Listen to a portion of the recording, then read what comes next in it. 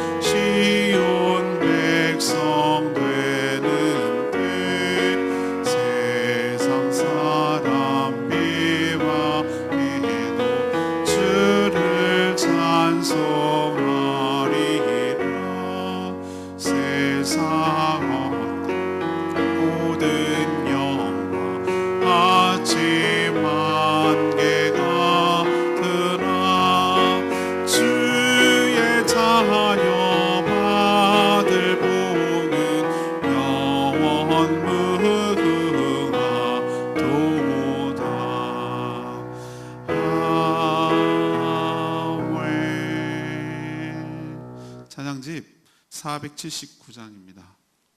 찬양집 479장 오직 주의 사랑에 매여 찬양집 479장 같이 부르겠습니다.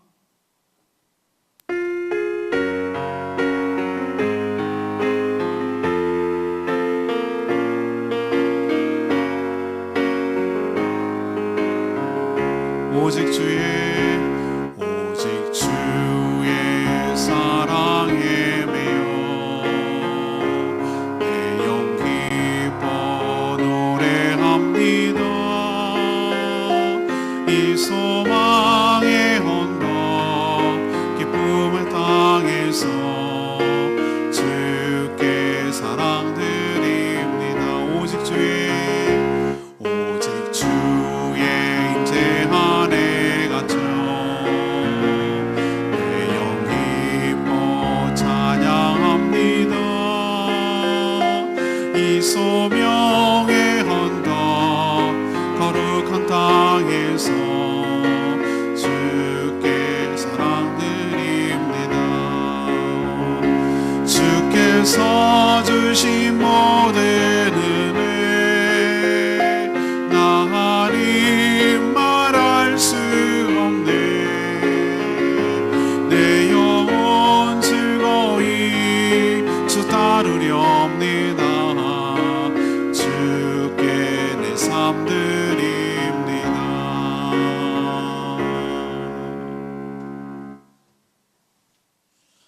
하나님 말씀은 데살로니가 후서 3장 6절에서 16절까지 말씀 교독하겠습니다. 데살로니가 후서 3장 6절에서 16절까지 말씀입니다. 오늘은 10월 30일 화요일 아침입니다. 10월 30일자 본문 데살로니가 후서 3장 6절에서 16절까지 말씀 신약 성경 336쪽입니다. 신약성경 336쪽 데살로니가 후서 3장 6절에서 16절까지 말씀 교독하겠습니다. 형제들아, 우리 주 예수 그리스도의 이름으로 너희를 명하노니 게으르게 행하고 우리에게 받은 전통대로 행하지 아니하는 모든 형제에게서 떠나라. 어떻게 우리를 본받아야 할지를 너희가 스스로 아나니 우리가 너희 가운데서 무질서하게 행하지 아니하며 누구에게 서든지 음식을 값없이 먹지 않고 오직 수고하고 애써 주야로 일함은 너희 아무에게도 폐를 끼치지 아니하려 함이니 우리에게 권리가 없는 것이 아니요 오직 스스로 너희에게 본을 보여 우리를 본받게 하려 함이니라. 우리가 너희와 함께 있을 때에도 너희에게 명하기를 누구든지 일하기 싫어하거든 먹지도 말게 하라 하였더니 우리가 들은즉 너희 가운데 게으르게 행하여 도무지 일하지 아니하고 일을 만들기만 하는 자들이 있다 하니 이런 자들에게 우리가 명하고 주 예수 그리스도 안에서 권하기를 조용히 일하여 자기 양식을 먹으라 하노라. 형제들아, 너희는 선을 행하다가 낙심하지 말라. 누가 이 편지에 한 우리 말을 순종하지 아니하거든 그 사람을 지목하여 사귀지 말고 그로 하여금 부끄럽게 하라. 그러나 원수와 같이 생각하지 말고 형제같이 권면하라. 평강의 주께서 친히 때마다 일마다 너희에게 평강을 주시고 주께서 너희 모든 사람과 함께 하시기를 원하노라. 아멘. 오늘 말씀은 좀 독특한 주제예요. 좀 어렵고 부담스러운 주제일 수도 있고요. 오늘 이 데살로니가 교회 성도들 가운데 지난 주의 묵상인데 2장에 나오는 거거든요. 잘못된 종말 사상에 물들어 가지고 주님이 이미 왔다라는 말에 넘어가 가지고 그러면 아무 일도 하지 않고 그냥 무의도식하고 이렇게 일만 만드는 사람이 있었던 모양이에요. 그래서 오늘 사도 바울이 뭐라고 합니까? 그들에게서 떠나라 이렇게 명령을 하고 있어요. 바울도 이렇게 보수나 사례를 받을 권리가 있지만 스스로 일을 했어요. 텐트 메이커라고 그러죠. 이 사도 바울은 독특하게 그 브리스길라 아울라도 그렇게 해서 만났는데 그때 당시에는 집이 없는 사람들은 텐트를 만들어서 집처럼 사용했단 말이에요. 우리처럼 이렇게 캠핑 가려고 하는 게 아니고 정말 집이 안 되니까 사는 사람이 있었어요. 근데 그걸 만드는 게 사도 바울의 직업이었어요. 직업. 그걸로 수입을 얻었던 거죠. 그렇게 스스로 일을 해서 폐를 끼치지 않는 것은 자격이 없어서가 아니라 성도들에게 뭐 하기 위해서? 본을 보여주기 위해서 그렇게 한 것이다 라고 말하고 있어요. 계속 이런 권면을 거부하고 끝까지 순종하지 않으면 지목하라고 그랬어요. 지목하라고. 그래서 사귀지 말되 원수처럼은 대하지 말고 또 형제처럼 대해서 기회를 주라는 거죠. 그래서 주님께서 평강을 베풀기를 기원하고 있어요. 그래서 오늘 질문은 이거예요. 교회에서 잘못하는 자들을 어떻게 대해야 하는 것이 옳은 것입니까? 이런 주제로 말씀을 전하게 될 줄은 저도 몰랐어요. 근데 오늘 말씀이 딱 그거예요. 일을 만들고 힘들게 하고 어렵게 하고, 근데 이것이 우리는 없어요 라고 말할 수가 없거든요. 이런 일들은 어느 교회나 어느 시대나 항상 이런 문제는 늘 존재할 수가 있기 때문에 오늘 말씀 잘 귀담아 듣고서 우리도 이 말씀에 입각해서 우리는 분별하고 이 말씀에 입각해서 우리는 처신하고 이 말씀에 입각해서 순종할 필요가 있는 거예요. 우리도 예외가 없어요. 이 말씀대로 따라야 돼요. 자, 그러면 첫 번째로 6절 말씀을 근거로 말씀을 통해 바르게 분별하고 동조하지 말아야 된다는 거예요. 이게 첫 번째 지침이에요. 이 데살로니가 교회에서도 잘못된 종말 사상에 물들어가지고 일은 하지 않고, 그러니까 사지가 멀쩡하다는 얘기. 여기서 일하지 않는다는 개념은 병들었거나 무슨 장애가 있거나 그래가지고 일을 하고 싶어도 일을 못하는 사람이 아니고 충분히 능력도 되고 건강하고 사지 멀쩡하고, 그런데 일을 안 하는 뭐 때문에? 잘못된 종말 사상 때문에 주님 왔는데 뭐하러 일하냐 뭐 이런 식이에요. 그런데도 먹고는 살아야 되니까 어떻게 합니까? 누군가는 그 사람이 먹을 걸 대야 되니까 이게 바로 딱 민폐 딱 폐를 끼치는 거예요. 그래서 오늘 일만 만드는 사람이 있구나라고 말하는 뜻은 일을 더 흔들어 놓는다는 거예요. 다른 사람에게 악영향을 주고 다른 사람에게 폐를 끼치고 이런 사람이 생겨났던 것 같아요. 그래서 데살로니가 교회에 큰 어려움이 됐던 것 같아요. 우리는 뭐 그렇지 않다 하더라도 우리도 뭐 여러 가지 이유 때문에 교회에 어려움이 되고 힘들게 하는 사람이 있을 수 있잖아요. 우리도 그렇거든요. 이 문제가 아니더라도. 그러니까 이 원리를 잘 살펴야 되는 거예요. 이들은 어차피 주님이 곧 오시거나 이미 오셨다면 뭐하러 열심히 힘들게 일하냐는 거예요. 어차피 천국이 될 건데. 사도 바울은 6절에 보면 뭐라고 그랬어요? 이런 자들을 두고 아주 단호하게 얘기합니다. 사도 바울은 어떨 때 얘기할 때 굉장히 단호해요. 그들의 그렇게 사는 자들에게서 뭐하라? 6절에 떠나라 그랬어요. 떠나라고 명령해요. 이거 명령이에요. 떠나라. 우리는 떠나라. 그러면 분리시켜라. 물리적으로 멀리해라. 라는 뜻처럼 오해하기가 쉬워요. 근데 그게 아니고요. 여기서 떠나라라는 개념은 저렇게 살아가는 삶을 살지 마라. 그렇게 살아가는 삶에서 떠나라. 그 의미예요. 그 사람에게서 떠나라는 개념이 아니라 그렇게 잘못된 종말 사상에 사로잡혀가지고 살아가는 그 삶을 동조하지 말고 따르지 말고 거기서 뭐하라? 똑같이 하지 말고 거기서 떠나라. 다르게 살아라. 그렇게 살지 마라. 라는 의미로 저는 해석이 되는 거예요. 그리고 하는 말씀이 뭐라고 얘기합니까? 6절에 너희 우리에게서 받은 전통대로 여기서 우리가 문맥이 필요하다는 거예요. 여러분 여기서 전통 그러면 어떤 거죠? 전통 그러면은 옛날부터 내려오는 어떤 뭐 풍습이나 뭐 이런 걸 전통이라고 그러잖아요. 근데 이래서 성경 해석이 굉장히 중요한 거예요. 여기서 문맥을 보면 여기서 너희들에게 우리가에게서 받은 전통이라고 말하는 것은 하나님의 말씀이에요. 하나님 말씀. 이 구약이나 시작을 통해서 그리스도라는 프리즘을 통하여 그리스도의 시각에서 이것을 해석해낸 여러 가지 가르침 같은 거 이런 거를 전통이라고 말하는 거예요. 사도를 통해서 이미 받은 이 전통, 곧 말씀대로 행하지 않고 살아가는 자들은 무슨 자들이라고 그랬어요? 무질서하고 게으른 자들이라고 표현하고 있어요. 6절, 7절 보면은 게으르다. 그리고 무질서한 자들이라고 평가하고 있어요. 우리는 언제 주님이 오실지 모르잖아요. 하나님께서 우리에게 미래를 안 알려준 게 이게 우리로서는 굉장히 핸디캡으로 느껴집니까? 저는 그래서 생각 안 듭니다. 오히려 우리를 위한 축복이에요. 우리가 내일 어떻게 될지 모르니까 오늘도 평범하게 살아가는 거고요. 오늘도 내일 모레 계속 살 것처럼 최선을 다하기 때문에 우리가 삶의 의미가 있는 것이 너 잘 들어. 너는 딱 100일 뒤에 죽을 거야. 그러면은 어떻게 살겠어요? 이렇게 안 살죠, 저라도. 근데 우리가 안 알려주는 게 오히려 축복이에요. 안 알려주는 것은 걱정할 거 없어요. 언제 내일이 될지 모레가 될지 우리는 알 수 없지만 내일이 계속 산다는 전제를 깔고 오늘 성실하게 살아야 되는 게 우리의 책임이기 때문에 이게 오히려 우리에게 축복이에요. 성실해야 돼요. 주어진 일에 최선을 다해야 돼요. 특히 자기의 일을 하지 않음으로 인해서 자기가 일을 안 함으로 인해서 자기만 피해가 가는 게 아니에요. 자기 때문에 다른 사람에게 피해가 가잖아요. 누군가 저 사람의 삶을 책임져야 되잖아요. 그거 말고 저렇게 살아가는 사람들 보고 마음이 믿음이 연약한 사람들은 저렇게 살아도 되나 보다. 저렇게 사는 게 잘 사는 건 아닐까라고 마음이 요동하잖아요. 시험에 들잖아요. 이게 민폐라는 거예요. 폐를 끼친다는 거예요. 데살로니가 교회는 이런 문제 때문에 어려움이 있었지만 오늘날 우리에게도 이런 문제는 아니더라도 또 다른 여러 가지 형태의 문제가 생길 수가 있어요. 그럼 여러분 어떻게 하실 거예요? 그럴 때 저게 정말 문제야? 아니야. 저렇게 살면 돼? 안 돼? 그걸 어떻게 평가하시겠어요? 오늘 말씀 그대로예요. 사도들로부터 받은 뭐예요?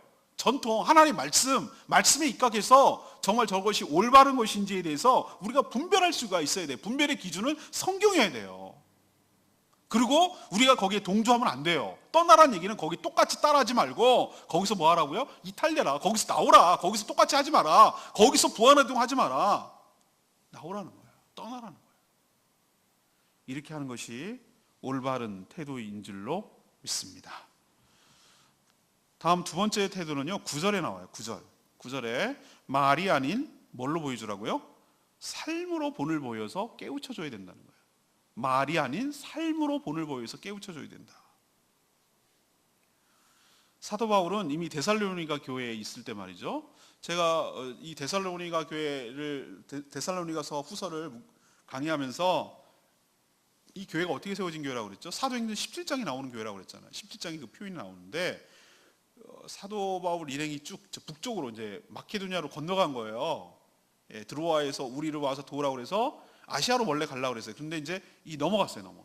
지금의 터키에서 저쪽으로 마케도니아 그리스 쪽으로 넘어간 거예요. 그래서 그 쭉 이렇게 흩어서 고린도까지 내려오는 과정에서 들렸던 베레아 바로 전인 것 같아요. 거기가 바로 이 데살로니가라는 지역이거든요. 거기 3주밖에 못 머물렀어요. 3주밖에. 왜냐하면 유대인들이 폭동을 일으켰다고 그랬잖아요.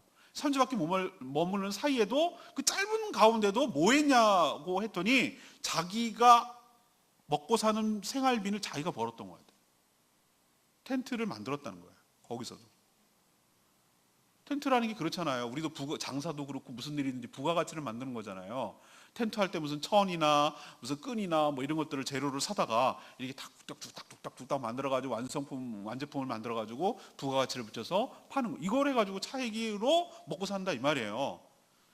그러니까 보세요. 데살로니가 교회 성도들을 가르치고 양육할 때 뭐라고 표현했냐면 이렇게 가르쳤어요. 누구든지 일하기 싫어하거든 뭐 하지도 말라? 먹지도 말라고. 일하지 않는 것들은 먹지도 말라. 이렇게 아주 이런 표현이 얼마나 무서운 표현이에요. 일하기 싫거든 먹지도 말라고. 여기서 나온 거예요. 이렇게 단호하게 명령했거든요. 하지만 이런 가르침, 이 명령을 거부하고 게을러서, 이건 게으른 거예요. 뭐 종말이니 이런 얘기하는 건요. 우리 냉정하게 따져봅시다. 종말이고 뭐고 뭐 이런 사람들은 그건 그냥 갖다 핑계 대는 거고 진짜 속마음은 뭐냐면 일하기 싫은 거예요. 게으른 거예요. 그러니까 종말을 갖다가 영벌을 붙여놓고서 그렇게 일하고 남한테 패끼치면서 하는 거예요. 이렇게 게을러서 일하기 싫어서 남에게 폐를 끼치고 있으면서도 그 이유를 종말에 갖다가 붙이고 핑계를 대고 있는 거에 대해서 개탄을 하는 거예요. 지금 속상해서. 안타깝고. 그러나 그런 자들은 말로써 책망하는 것이 설득력이 없어요.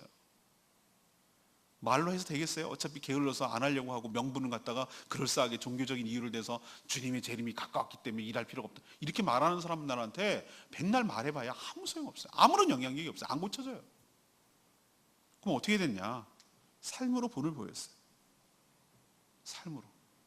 사도 바울은 얼마든지 교회를 통해서 그가 교회를 세웠고 그가 정말 말씀을 전했고 이렇기 때문에 데살로니가 교회, 우리처럼 데살로니가 이 교회 저 교회 있는 게 아니라 그냥 그건 첫 번째 교회예요. 데살로니가의 유일한 교회이고 전부인 교회예요. 그때는 없어요. 이렇게 우리처럼 이런 생각하면 안 돼요. 그냥 복음이라는 게 전해지지도 않았던 때이기 때문에 가는 곳마다 세워지는 게 첫 번째 교회란 말이에요. 그 유일한 그 도시의 교회이기도 하고 말씀을 어디서 들을 수도 없어요. 3주 동안 있는 동안에 매일 모여서 말씀을 강의하고 그랬을 거 아니에요? 그러면 당연히 거기에 필요한 사도 바울의 그 들어가는 비용을 갖다가 그렇게 해주는 게 맞잖아요. 그렇죠? 그래서 사도 바울이 이런 표현을 써요. 자기가 얼마든지 교회를 통해서 살아가는 데 필요한 모든 것들을 받을 권리가 있다. 이런 표현을 쓰고 있어요. 권리가 있지만 그렇지만 자기가 뭐 하지 않았다는 거예요. 공짜로 음식을 먹지 않고 주야라는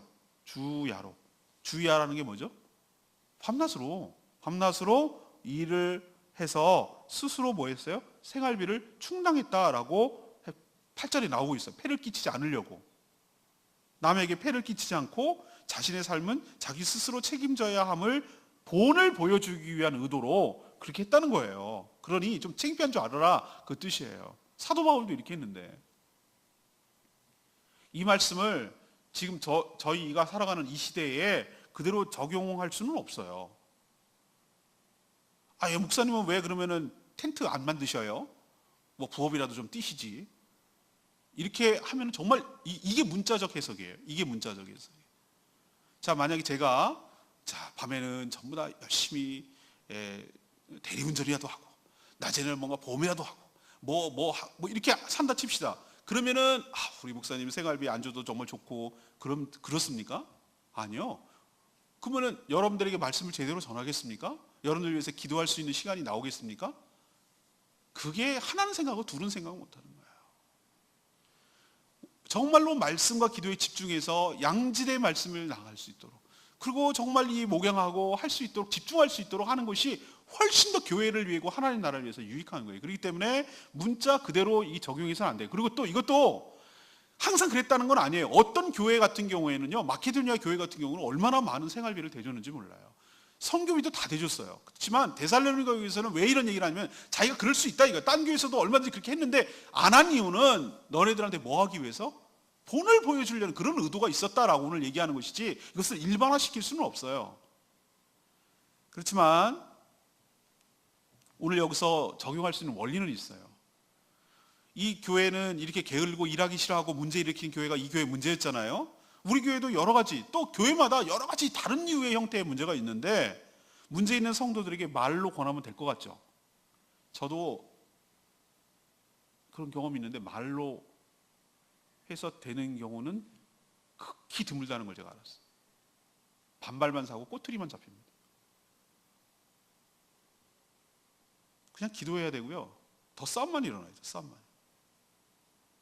조용하게 살되 말보다 더 강한 삶으로 본을 보여줘야 돼요.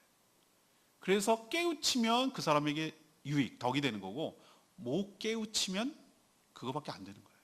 그렇게 생각해야지 말로 어떻게 저 사람을 삼고 말로 야단치고 말로 설득하고 천만의 말씀 안 돼요. 안 돼요. 백날이면 백날 다 반발하고 아니라고 그러고 다 그럽니다. 그래서 우리가 이 두 번째 이제 원리를 적용하는 건데 교회에서 여러 가지 문제가 일어나고 막 이런 생겨났다. 그러면 우리는 어떻게 두 번째 해야 됩니까? 말이 아닌 삶으로 본을 보여서 그들에게 간접적으로 깨우쳐 주는 거예요. 부끄럽게 만들어 줘야 되는 거예요. 그럴 때 더 설득력이 있고 그런 것이지 말로 논쟁하면 논쟁할수록 더 수렁통에 빠지고 더 분란이 생긴다는 거. 엎드려 기도하고 삶으로 본을 보이는 저희 교회 되기를 소망합니다. 세 번째는요, 15절에 있는 말씀이에요. 쉽게 낙심하지 말고 사랑으로 계속 권면하라는 것이 세 번째 지침이에요. 문제가 생기면 문제를 일으킨 사람만 지칠까요? 아니요. 그 모습을 보는 다른 성도들이 훨씬 더 지쳐요. 당사자는요, 그게 자기가 잘못인지 몰라. 그냥 그렇게 살아요, 그냥. 근데 그걸 바라보며 그것을 인내해야 되는 다른 성도들이, 주변에 있는 사람들이 정말로 지치고 힘들어요. 왜냐면 사람이 쉽게 안 바뀌거든요. 정말 그 사람 때문에 받는 스트레스가 엄청나거든요. 변하지 않고 계속 그런 모습을 지켜보노라면 정말로 낙심이 될 때가 있어요. 인간인지라 낙심이 됩니다. 나아가서 낙심되는 정도가 아니라 이런 경우도 생길 수 있어요. 저렇게 살아도 되나 보다. 저렇게 살아도 뭐 아무 문제 없네. 뭐 이렇게 문제 없는 것처럼 생각이 돼서 은근하게 그 사람의 삶을 따라합니다. 그러니까 여러분 있잖아요. 우리는 서로 영향을 받기 때문에 내 하나 잘해야 됩니다. 나면요, 나로 인해서 전 특히 더 잘해야 되고요. 특히 진짜 다른 성도들이 다 보고 있잖아요. 그러니까 우리는 다른 사람에게 나 혼자의 문제가 아니라 다 영향을 주고 있다는 거 이거 명심해야 돼요. 그러니까 두렵고 떨리는 마음으로 이것을 감당해야 되지. 이거 정말 조심해야 될 문제예요. 그렇지만 오늘 말씀을 통해서 이렇게 지치고 힘들고 저 사람 언제까지 우리가 봐줘야 돼요? 언제까지 우리가 참아줘야 돼요? 언제까지 이래야 돼요? 라고 생각하는 것이 13절에 있는 표현이에요. 형제들아, 너희는 선을 행하다가 뭐 하지 마라? 낙심하지 말라고. 낙심하지 말라고. 지치지 말라고.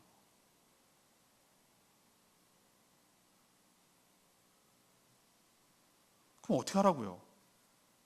그 사람이 여전히 순종하지 않으면 하다 안 되면 정말 말로도 해도 안 되고 기도해도 안 되고 삶을 보여도 안 되고 여전히 계속 문제를 일으키고 그러면 교회가 그 사람을 공개적으로 뭐 하라고 그랬어요? 지목하라고 그랬어요. 지목이라는 이름을 대고 저 사람이라고 딱 정하는 거예요. 명시하는 거예요. 그리고 교제하지 말라고. 교제하지 말아서 상대방이 뭐하게 만들으라고요? 부끄럽게 만들라고. 부끄럽게 만들라고.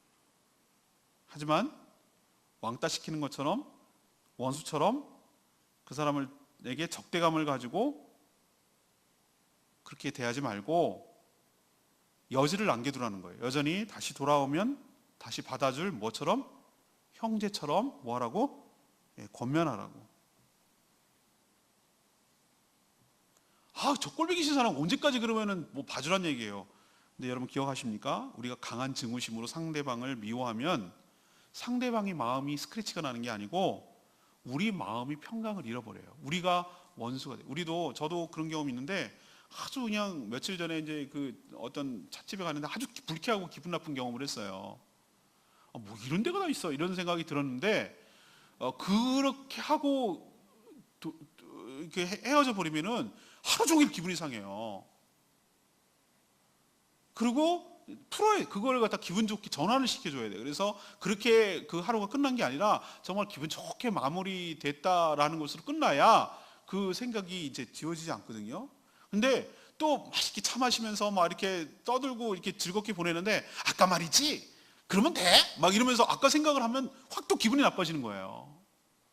그래서 제가 깨달았어요. 이제 그만 얘기하자. 우리 그거에 대해서 더 이상 언급하지 말자. 그거 막 계속 하면은 막 우리만 기분이 나빠진다. 그럼 우리만 손해야. 저 사람은 뭐 자기 말 하는지 안 하는지도 몰라. 그런데 우리가 막 그 말하고 막 또 얘기하고 또 하고 또 하면 괜히 우리만 막 마음이 상해가지고 우리만 힘들어지니까 자꾸 막 원수처럼 막 증오심만 막 불태우고 막 원수돼야 이렇게 하면은 우리가 마음이 상한다. 우리 마음이 손해라는 거예요. 평강을 잃어버린다. 그래서 하나님께서 친히 이 문제를 해결해 줄 것을 믿고 기도로 맡기고 그 마음에 16절의 말씀대로 평강이 넘치도록 우리에게도 평강이 넘치도록 그렇게 기도해야 될 줄로 압니다. 주님의 시각에서 모든 사람을 바라봐야 되고요. 주님의 시각에서 모든 문제를 바라봐야 되는 것이 문제가 생길 때 우리의 태도일 줄로 압니다. 역시 저는 레마의 말씀이 13절 말씀이에요. 형제들아 너희는 선을 행하다 뭐하지 마라? 낙심하지 마라. 여기서 선이란 뭘까요? 선이란 우리는 자꾸 그러면 착한 일 그러면 맨날 어려운 사람 뭐 이렇게 도와주고 뭐 불우이웃 돕기 이것만 생각한단 말이에요. 그러니까 문맥이 필요해요. 문맥이. 그래서 이 선이 뭔지를 알아야 되는 거예요. 당시에는요, 우리는 지금 성찬식 그러면은 굉장히 축소된 의미의 성찬인데 그때는 성찬 개념 그러면 애찬도 겸했기 때문에 식사예요, 식사. 성도 다 세례를 받았을 때니까 애찬을 겸했어요. 같이 식사하는 거예요, 와가지고. 그러니까 모임 가운데 식사라는 게 있어서 우리가 지금 가정교회에서 항상 식사를 하고 하는 것처럼 그게 아예 모임 가운데 있다니까요. 이게 우리가 지금 초대교회로 돌아가는 게 가정교회의 원리인데 그렇게 하자는 거예요. 있었어요. 근데 어떤 사람이 있습니까? 그 중에는 늘 음식을 준비해 오는 사람은 준비해 오는데 빈손으로 덜렁덜렁. 왜 빈손으로 덜렁덜렁 옵니까? 일하지 않았으니까 번 돈이 없으니까 자기 가져올 게 없는 거예요. 그러니까 덜렁덜렁 와가지고 남의 놓은 거 열심히 먹기만 하는 사람들 얼마나 얄미워요. 그게 이제 이 선을 행하는 거야. 정말 해도 너무하네. 어떻게 저렇게 사람이 뻔뻔할 수 있어? 사지 멀쩡해가지고 어떻게 저렇게 먹기만 할 수 있어? 미안하지도 않나? 뭐 이거예요. 이게 선이에요. 여기서 그러다가 낙심이 되는 거죠. 이야 진짜 너무한다 저 인간 진짜. 이렇게 나오는 거예요. 이게 낙심이거든요. 그 상황이에요 지금 그 상황. 처음에는 이제 기쁨으로 잘 섬기다가 계속 그런 모습을 보노라면 실망을 넘어서 분노하게 되고 이걸 계속해야 돼? 라는 낙심이 생긴다 이 말이죠. 몇 번을 권해도 마치 사랑도 믿음도 없는 사람을 오히려 되려 그렇게 취급할 때는 얼마나 분노합니까? 그런 악한 모습에 실망도 될 때가 있어요 우리도. 그래서 바울은 뭐라고 얘기하죠? 선을 행하다가 뭐 하지 말라? 낙심하지 말라고 위로해요. 왜? 주님이 다 하신다고. 다 하신다고. 그리고 하나님께서 공의로우신 하나님께서 뭐 하신다고? 다 갚아주시고 채워주신다고. 그 사람한테 뭐라고 할 거 없어요. 하나님께 아뢰세요. 하나님 마음 상해요. 하나님 힘들어요. 얘기하면 하나님께서 그렇게 위로해 주시고 그 마음을 채워주시고 그렇게 해도 손해가 나지 않도록 해주시고 은혜로 충만하게 채워주실 줄로 믿습니다. 오늘 질문으로 돌아갑시다. 오늘 질문은 뭡니까? 오늘 좀 독특한 주제를 지금 다루고 있는데 교회에서 여러 가지 문제로 잘못하는 사람이 있을 때 우리는 어떻게 대해야 합니까? 이것이 바로 오늘의 질문이었어요. 오늘의 질문. 자, 첫 번째는 어떻게 하라고요? 말씀을 통해서 바르게 분별해. 이게 정말로 문제인가? 무엇이 문제인가? 이게 잘하는 것인가? 잘못하는 것인가의 최종적인 기준은 어디에 있다? 말씀에 있어요. 말씀이 그러면 그런 거예요. 아니면 아닌 거고요. 그러니까 그렇다면 이게 말씀에 비춰봤을 때 분명히 잘못됐다면 우리는 어떻게 된다고요? 동조하면 안 돼. 거기서 떠나라라는 거예요. 떠나라. 똑같이 부안해동에서 똑같이 따라하지 말고 거기서 나와라. 떠나라. 이것이 첫 번째 지침. 두 번째는 그 사람들한테 말싸움을 해가지고 말로서 어떻게 하려고 하지 마라. 말이 아닌 삶으로 본을 보여라. 삶으로 본을 보일 때 가장 강력한 영향력을 끼친다. 계속 그렇게 살다 보면 부끄러워할 일이 올 것이다. 그러니까 삶으로 본을 보이라는 게 두 번째 우리에게 원칙이에요. 세 번째는 뭐예요? 계속 하다가 정말 해도 너무할 때가 있어요. 저 언제까지 우리가 저 꼴을 봐야 되는가? 정말 저 사람 인간이 정말 대먹었는가? 막 이렇게 울컥울컥 올라올 때가 있고 실망을 넘어 분노할 때가 있고 낙심이 될 때가 있어요. 그렇지만 오늘 뭐라고 하십니까? 낙심하지 말라고. 낙심하지 말고 사랑으로 계속 형제처럼 권면하다 보면 하나님께서 때가 되면 정리해 주실 날이 올 것이다. 그러니 믿음을 가지고 계속 해나가라. 이것이 바로 하나님께서 교회에 문제가 생겼을 때 우리가 어떻게 처신하며 살아내야 되는지 보여주시는 훌륭한 지침이고 말씀인 줄로 믿습니다. 예, 오늘 말씀 붙들고 기도하기 전에 479장 찬양집 479장 부르고 기도하는 시간 갖도록 하겠습니다. 찬양집 479장입니다. 오직 주의 사랑에 매여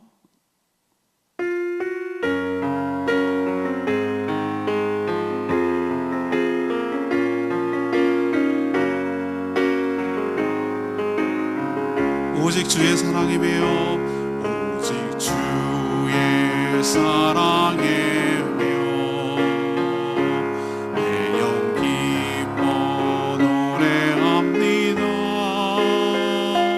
이 소망의 언덕 기쁨의 땅에서 주께 사랑드립니다. 오직 안에 갇혀 내 영 기뻐 찬양합니다. 이 소명의 언덕 거룩한 땅에서 주께 경배드립니다. 주께서 주신 모든 은혜 나는 말할 수 없네. 내 영혼 즐거이 주 따르렵니다. 주께 내 삶 드립니다. 주께서 주신 모든 은혜 나는 말할 수 없네. 내 영혼 즐거이 주 따르렵니다. 주께 내 삶 드립니다. 오늘 말씀 듣고 여러분 어떤 생각이 드세요? 예, 맞아요. 교회에 아무런 문제가 없기를 바라요. 또 이런 사람이 없기를 바라요. 근데 그게 우리 마음대로 되든가요? 안 됩니다. 항상 우리가 죄성이 있고 연약하기 때문에 어느 교회나 어느 시대나 다 문제 있는 사람이 있기 마련이에요. 그럼 우리가 어떻게 해야 될까요? 같이 싸워야 될까요? 오늘 말씀 얼마나 큰 지침을 줍니까? 말씀을 통하여 분별하기를, 말이 아닌 삶으로 본을 보이기를, 끝까지 권면하며 사랑으로 대하기를. 이것이 바로 하나님께서 우리에게 주시는 귀한 지침인 줄로 생각하고 이렇게 처신하는 저희 교회 되게 해달라고. 그러나 이런 사람이 생기지 않도록, 이런 문제 있는 사람이 생기지 않고 정말 말씀에 입각해서 다 같이 잘 살아가는 그런 모든 성도들이 되기를 우리가 다 같이 기도해야 되지 않겠습니까? 오늘 말씀 붙들고 다 같이 주여 외치며 기도하겠습니다. 주의 아버지, 오직 주의 사랑에 맺혀 내 영 기뻐 노래합니다. 이 소망의 언덕 기쁨의 땅에서 주께 사랑드립니다. 오직 주의 임재 안에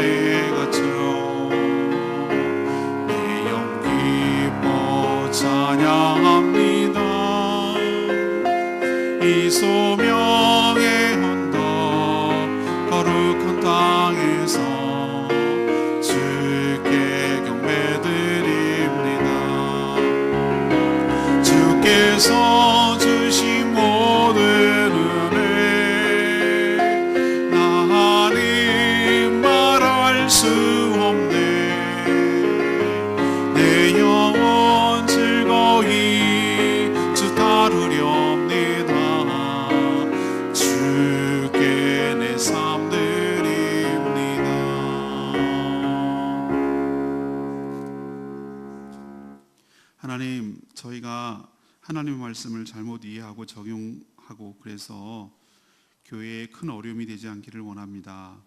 특히 종말을 살아가지만 끝까지 자신에게 주어진 일에 성실하게 임하게 하여 주시옵소서.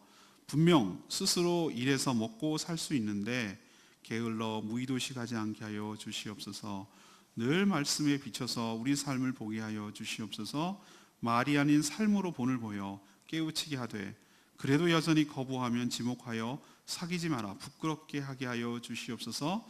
하지만 원수가 아닌 형제처럼 대해 다시 돌아올 여지를 만들게 하여 주시옵소서. 그 누구에게도 또 그 무엇 때문이라도 우리의 마음이 평강이, 주님이 주시는 평강이 빼앗기지 않게 하여 주시옵소서. 오늘도 하나님 앞에 엎드려 간구하는 기도마다 응답하시고 연약한 성도들 위해서 간구하고 기도할 때 붙들어 주시고 주님 안에서 온전히 회복되는 역사가 있게 하여 주시옵소서. 오늘 모든 삶을 주님께 의탁하옵고 예수 그리스도의 이름으로 축복하며 기도합니다. 아멘. 예, 오늘 하루도 주님의 은혜 가운데 살아가는 복된 하루 되기를 축복합니다.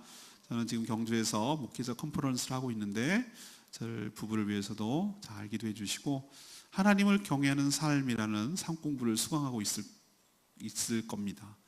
예, 그런데 잘 배우고 와서 내년에 또 우리 성도들을 잘 양육할 수 있게 해주시기를 계속 잊지 않고 기도해 주시면 감사하겠습니다.